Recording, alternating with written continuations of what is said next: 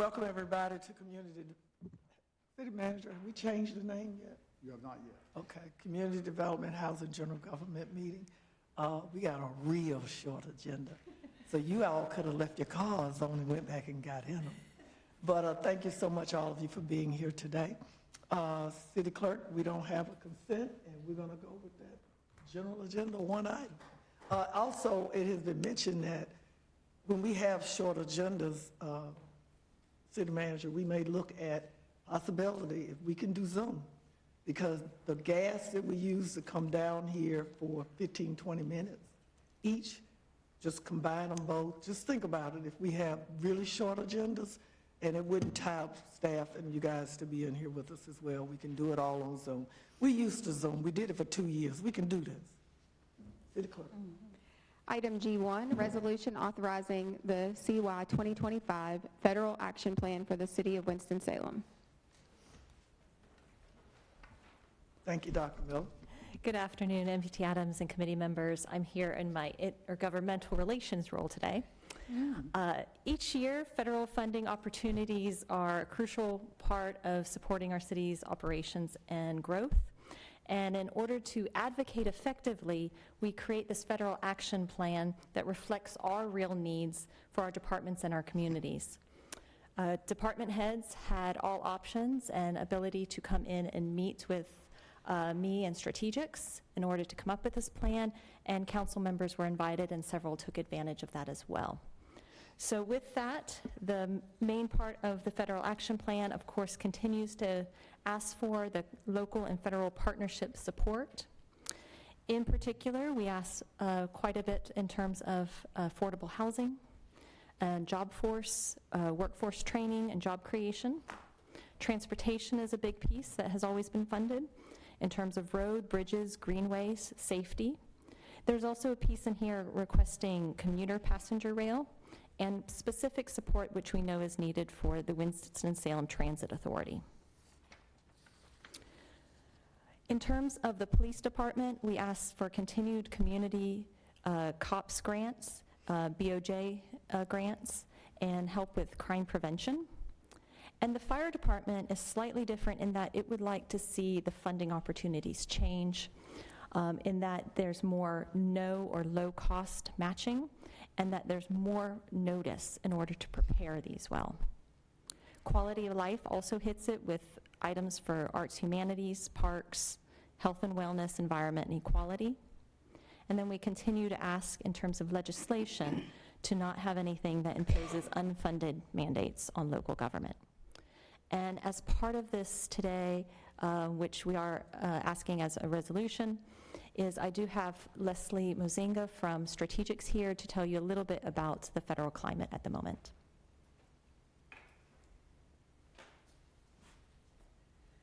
Good afternoon. What's up? Hello, how are you, Madam Chairwoman, and members of the council and committee?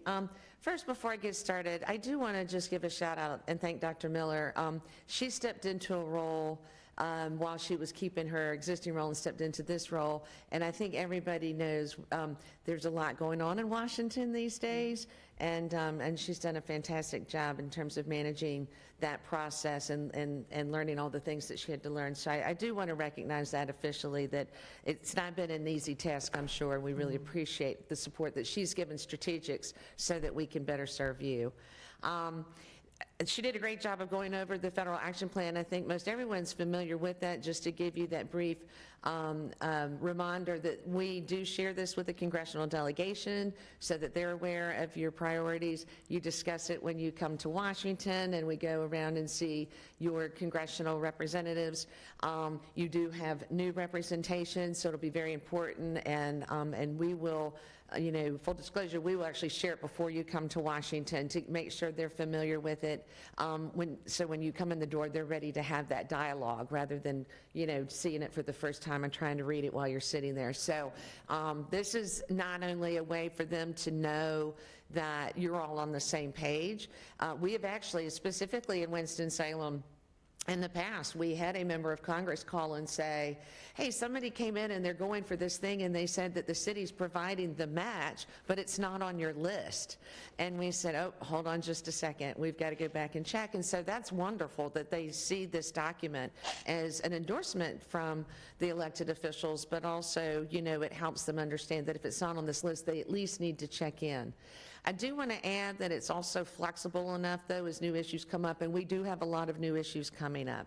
A great example of that, again, that specifically happened to this city council, we went to Washington, we had our federal action plan, and talked with everybody, and the day we got back, Washington shut down from COVID. In that year, that federal action plan did not have the word COVID in it because we had never heard of it, or we at least hadn't seen it in our own backyard. So we do, and then we spent the rest of the year working on recovery money. So it does remain flexible enough that we can adjust with your permission as we need to. And then finally, it also serves as our marching orders and a way for you all to gauge our success. I know that you've also been seeing the grants reports. You've had a lot of really great success that we're excited about. There's always room for improvement. We always want more. So we'll continue to go in that direction. And if you don't mind, I'll pause there briefly to see if there's any questions about the federal action plan and the process. And then they've asked me to make a few comments about Washington, which I'm happy to do. Any questions? For the newer council members, maybe you should go through this report, the one that shows the red, yellow, green, the amounts pending we didn't get, because if you remember, we kind of hurry up and put that together over the years too, so we would know, we know you're working, but the council needs to see what is working and what is not, and the possibility, like the federal legislative goals, why they will see that these really don't change that much, but this is a reflection of the yeses and the nos and that we tried. Oh, absolutely. So again, I really have to commend the city council in particular for the efforts. You've been very proactive in the pursuit of grants. I think it goes without saying, Madam Chair, that you've been very involved in doing so, and even to the point of setting aside funding available to help with grant writing when needed, and having that ready to go so we can act very quickly. And that's something that is unique and has worked very, very well. I do think that helps to reflect why you see so many new awards. I think the list of awards has grown as a result of being able to act quickly and to respond to those items. To give you a sense of the report as of December, the one award we do know, the charging infrastructure grant, did not come in, so that's one that was under pending. That will have to be, that needs to be updated to reflect that. But otherwise, what you have is these recent awards. What we do is we show, the name of the grant, what you applied for, and whether or not it was awarded.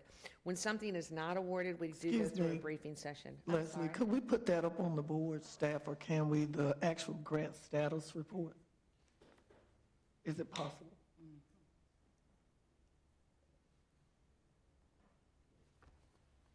Well, there it is. Okay, so, all right, I want to go back and I may have to ask Dr. Miller to help me a little bit here, because your report might look slightly different than mine. My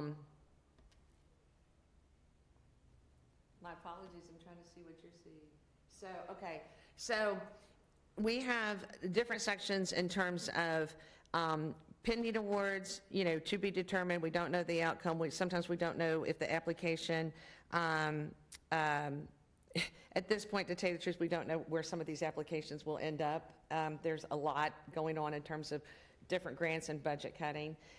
We do report when something has been awarded, and if the application is still pending, or if it's if it's something that is in works in terms of planning to be applied for. And I think that one of the things that's most important to understand is that any time, this is a process that's ongoing.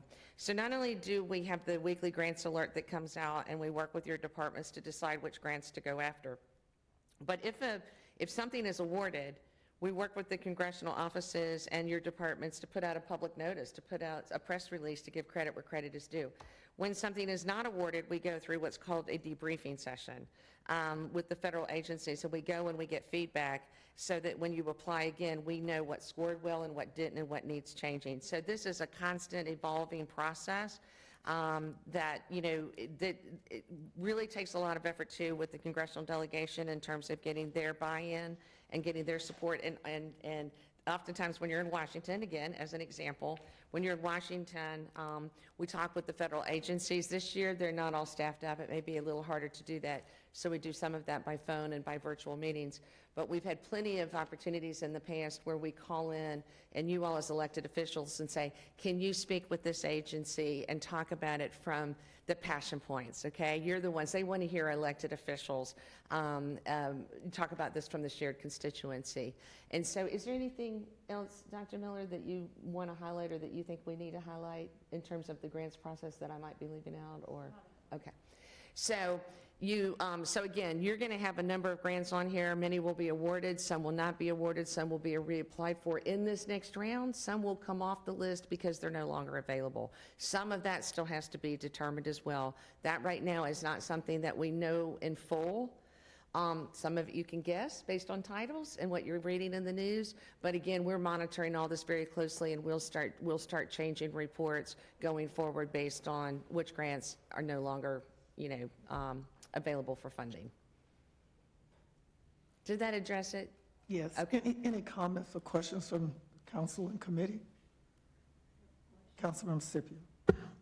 Can you tell us whether for a city our size, are we doing a good job in getting grants, or should we be applying for more? Are other cities applying for more? Or are we about what other cities our size are doing in terms of these grants? Yeah, that's a great question. In my personal opinion, I would say you're above average in terms of application as well as award.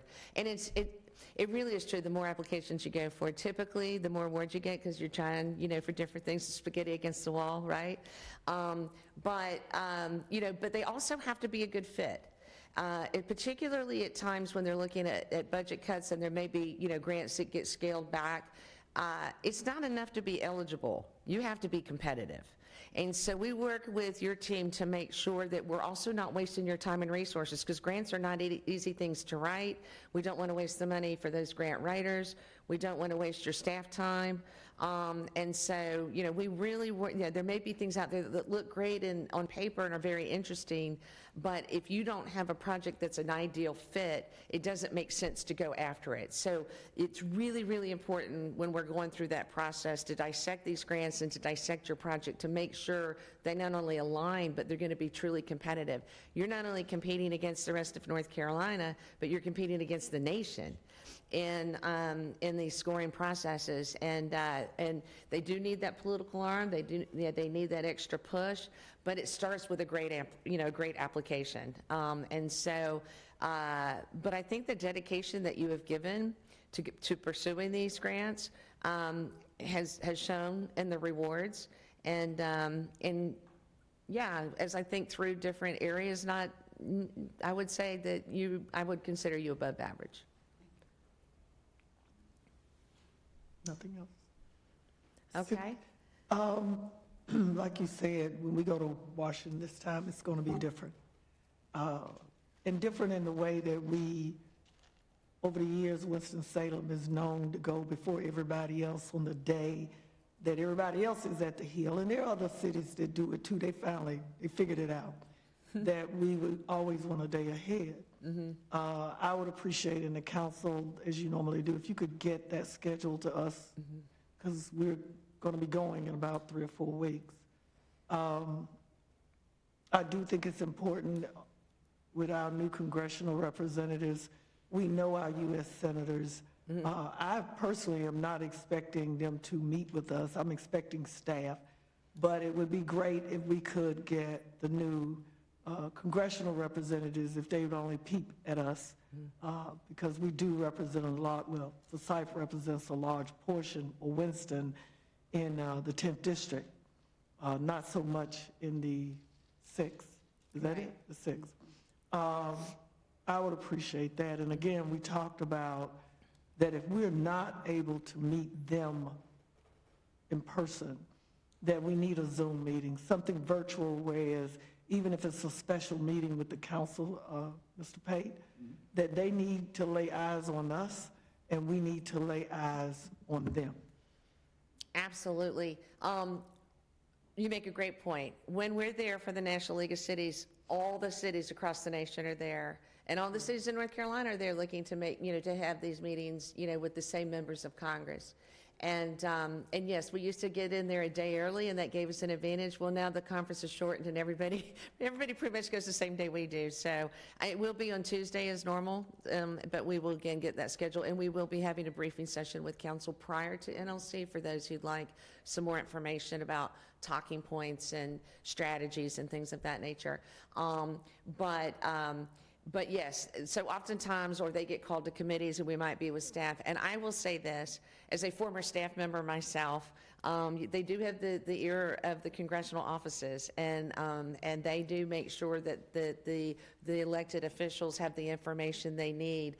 And oftentimes, which is true with one of your own current members of Congress, those staff become future members of Congress. Yes. So you're building relationships that are really, really important for lots of reasons. So yeah, I would say we're always happy to meet with whomever, but that doesn't negate the fact that we need to come back and have that meeting. If we do end up with staff, we do like to follow up and have that elected official to elected official opportunity, whether it's virtual, whether it's having them here for some sort of roundtable discussion. And I think that your members of Congress will be certainly willing to do not just a DC meeting, but another meeting back here, maybe even later in the year. I do think that they will be responsive and ready to sit down with you. Madam Chair, we've already started reaching out to our local congressional representatives to set up those one-on-one meetings or council-on-one meetings here in the district, here in Winston-Salem, more specifically. So those we'll be getting those scheduled for later in the year. Strategics and Leslie do a great job of helping us with putting those together. So I know a majority of you will be at National League of Cities, and we'll get that chance to meet with the folks there in DC, but we believe it's going to be more productive to get them here in town, let them see what issues you're dealing with, what priorities you have as well. Okay. Leslie, with what is the changes that are taking place in DC, I would expect or suspect that you're on top of it and you're letting Dr. Miller know so she can let staff know, the city manager and everybody, so that we're not blindsided, We would appreciate that very much, because I have been on some meetings with smaller towns and cities in North Carolina. They're nervous. They don't know. They don't have federal advocates in D.C. or in Raleigh, and they're depending on the North Carolina League of Municipalities, which is a great organization. Absolutely. With the National League of Cities to keep us abreast. But you know what it feels like. I know what it feels like to have somebody that I can contact and say, hey, I just heard X, what do you think? Call me when you get a time, or even text me, So we appreciate that, our relationship with you. Thank you. Thank you. Yes, we are definitely staying on top of it as best we can, tracking everything. It's changed. There could be changes right now as I'm standing here speaking to you. So it is moving very quickly, but we are following it closely. And by all means, we will make sure prior to you getting to Capitol Hill that you have the latest, greatest information. So like you said, you're not blindsided by something, but we're also paying very close attention to changes that are going, potential changes that will have an impact on the city, whether it's programs, whether it's grants, loan forgiveness, whatever the situation may be, just things that could impact your constituents that you need to be aware of, and making sure that your staff, we have regular strategy calls with Dr. Miller, not only to make sure that she's aware, and your assistant city manager, but not only to make sure that they're aware of what we're working on, but for those exact reasons, as well as obviously communications with text messages, emails, everything that it takes to make sure that they're aware of it, so they can also call things to our attention. but your point is well taken. And also, the city manager sends out his report, and in it includes from Leslie's office, the different grants that are out there floating. I would ask that each of you take the time to just glean through it, because it would help that she knows that we can pass on to the assistant city manager or the city manager as to grants that we think we may want to apply for. And even if it's a hit or miss, they'll be able to tell us that the reason why we may not need to apply for it. Or this is a great idea, like that FEMA grant we got That's back in right. 2014. That's right. Yeah. There are no questions or comments? Assistant City Manager, you? Okay. Anybody? I told you this is going to be quick. We're doing a hand vote, voice vote. We don't have our technology to do it. So on this resolution, may I have a motion? Make a motion to approve. Second? No. Miss Councilman Scipio, I need a second. I need a second. You and, oh, okay. Well, who? Barbara. Yeah, help me. This chair, this empty chair, it got me. Apologies. Okay, it's been moved and properly seconded that we approve G1. All those in favor, let it be known by saying aye. Aye. Okay, any thoughts, anything? Just one quick item to let the, this committee in particular know.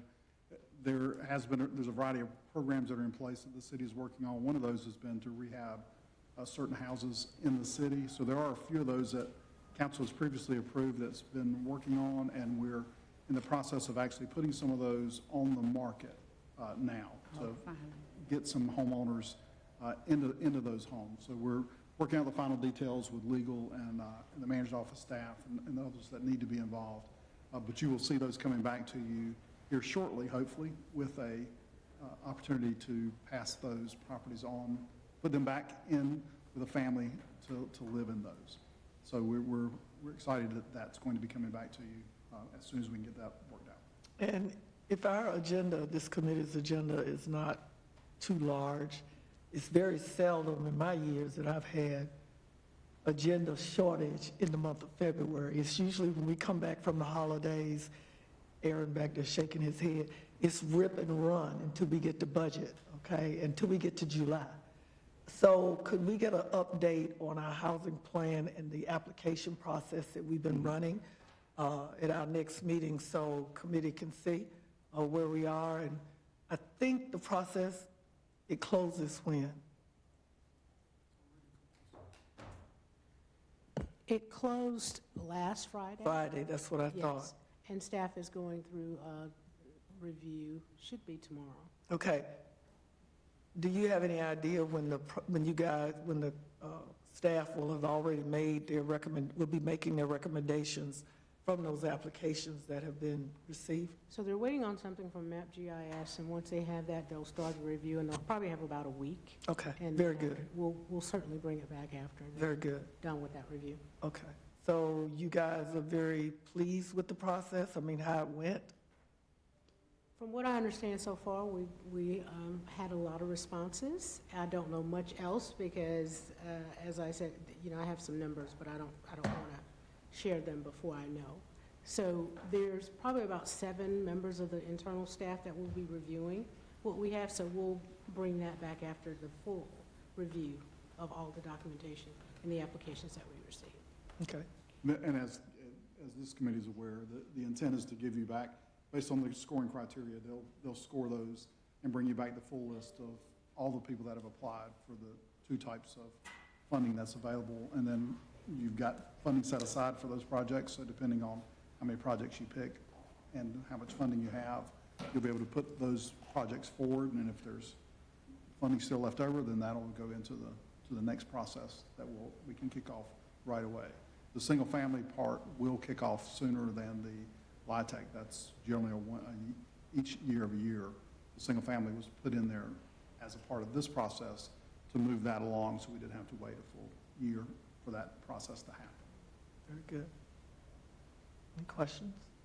All right. This meeting is adjourned. Thank you so much.